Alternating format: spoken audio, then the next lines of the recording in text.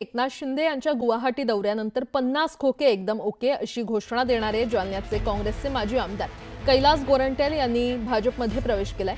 या प्रवेशानंतर गोरंट्याल यांचे कट्टर विरोधक आणि शिवसेना आमदार अर्जुन खोतकर यांनी त्यांच्यावर जोरदार निशाणा साधलाय।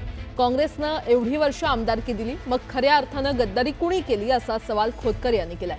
भ्रष्टाचार लपवण्यासाठी भाजप प्रवेशाचा ठाव असल्याचा हा आरोप त्यांनी केलाय।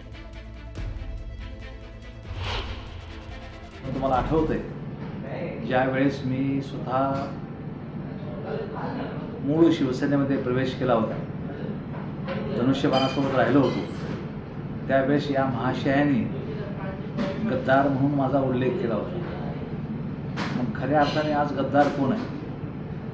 काँग्रेसने एवढं दिलं त्यांना, एवढी वर्ष आमदारकी दिली, नेतेपद दिलं, तर खऱ्या अर्थाने गद्दारी की कोणी केलेली आहे?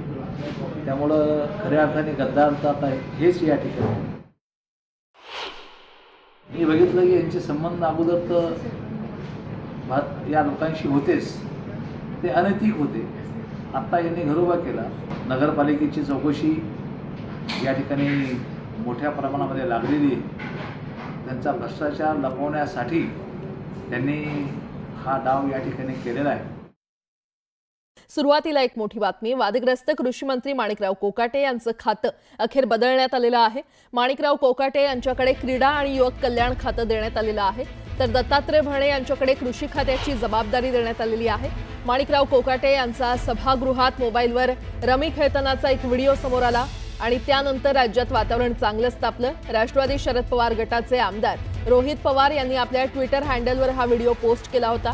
हा व्हिडिओ समोर आल्यानंतर विरोधकांकडून सातत्यानं सरकारच्या कोंडीचा प्रयत्न सुरू होता, तर माणिकराव कोकाटे यांच्या राजीनाम्याची मागणी सुरू होती। माणिकराव कोकाटे यांचा मोबाईलवर रमी खेळतानाचा व्हिडिओ समोर आल्यानंतर त्यांचा राजीनामा घेतला जाऊ शकतो अशी चर्चा सुरू होती। मात्र माणिकराव कोकाटे यांचा राजीनामा न घेता त्यांच्याकडे असलेलं खातं बदलण्यात आलेलं आहे।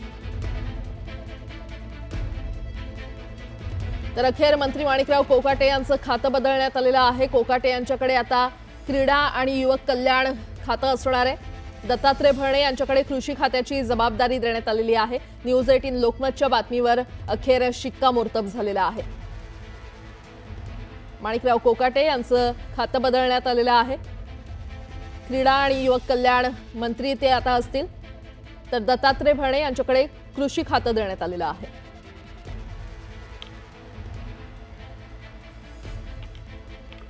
आणखीन एक मोठी बातमी, माणिकराव कोकाटे यांची कृषी मंत्री पदावरून उचलबांगडी करून त्यांची क्रीडा मंत्रीपदी वर्णी लावण्यात आलेली आहे आणि या निवडीवर छावा संघटनेचे प्रदेशाध्यक्ष विजय कुमार घाडगे पाटील यांनी मात्र संताप व्यक्त केलेला आहे।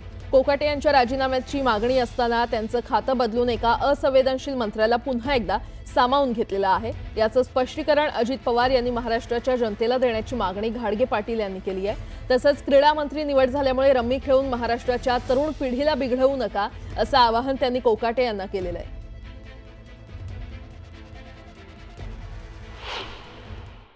माणिकराव कोकाटेंचा राजीनामा झाला पाहिजे ही मागणी महाराष्ट्रातल्या शेतकऱ्यांची आणि छावा संघटनेची होती।